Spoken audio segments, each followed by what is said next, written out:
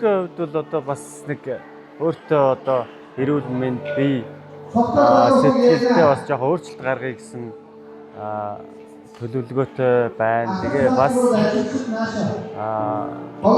нэг хүнд бас одоо нөгөө баярын найздаа бас нэг баярын мэдээлэл өгөөд бас эргэжэл амжуул дагуулж ирэх гэсэн төлөвлөгөөтэй байна. Тэгээд энэ бүхэн манаас бүтчих байхаа. Тэгээд өөртөө бас зорилго тавьж байна. Тэгээ бидний итгэл бол одоо үнэхээр одоо улам илүү өссөн, улам илүү нийгэмдээ одоо сайн сайхан зүйлийг хийх, өөрсдөө эзэн хөгжихөөс гадна бусдад одоо сайн одоо туршлага болон одоо Бурхны одоо сайн мэдээг түгээх ийм үүрэг даалгавар авч байгаадаа бид одоо баяртай байна.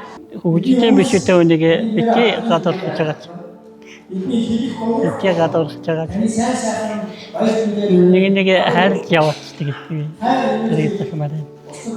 Гэр бүлийн нэг одоо сүмийн пасторын одоо ард сухтай гэр бүлийн гишүүн гэж байгаа. Тэгээд тэрний сургалтанд суугаад тэгээд яг тэр хүмүүсийг ингээд бас орхихгүй бас давхар ингээд авч хэлзээд ардын сургалт мэнээр ингээд хөдөлмөр ингээд үнэлж байгаа нь гой санагдсан. Тэгээд манай пасторын хэлж байгаа яг өөгүй үнэн юм санагдсан. Юм нь одоо авах биш хүнд өхөл чухал юм байна гэдэг л илүү сайн ойлгосон гэхэд бол. Яагаад бид нар өнөөдөр те эргэн тойрны хүмүүстэй хайртай аав ээж ах トゥ дэн те найз нөхдөдөө тэгээ хамт ажиллаж байгаа хүмүүстэй яагаад өдөө болтол Бурхныг ингээд ярьж танилцуулгүй те Бурхны энэ гоё өөртөө мэдэрж байгаа энэ гоё мэдрэмжийг хуваалцалгүй ирвэ. Тэгээд ямар ч байсан нэг хүн нэг зориг нэг хүнийг одоо эргэжил кемпэд авчирнаа гэсэн зориг бид нар сая тавилаа. Тэгээд ямар ч байсан авчирнаа гэж бодож байна. Би сүмдээ хэдийгээр явдагч бас өөр ер нь бол зорилгоо мэддгүй байсан байна. Тэгээ сая бол би зорилгоо олж харлаа. Тэгээд бас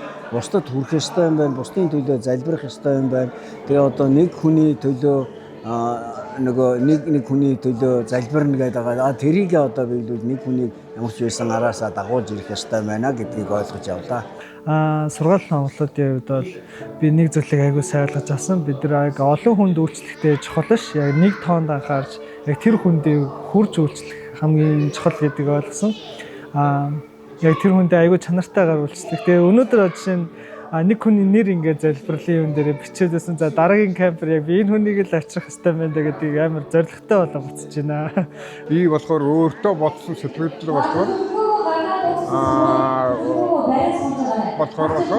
би бол одоо бүр одоо тэр Библиэд ойлгох маань их муу байгаа гэдгийг ойлголоо, биеэр ойлголоо. Тэгээд одоо Библиэд ойлгож Бурхандаа илүү ихээр ойлгосон ийм жил болох байхаа гэж эргэжил энэ одоо цогцолтод жаргал өөр болсон байхаа гэж өөртөө итгэж байна да. Баярлалаа.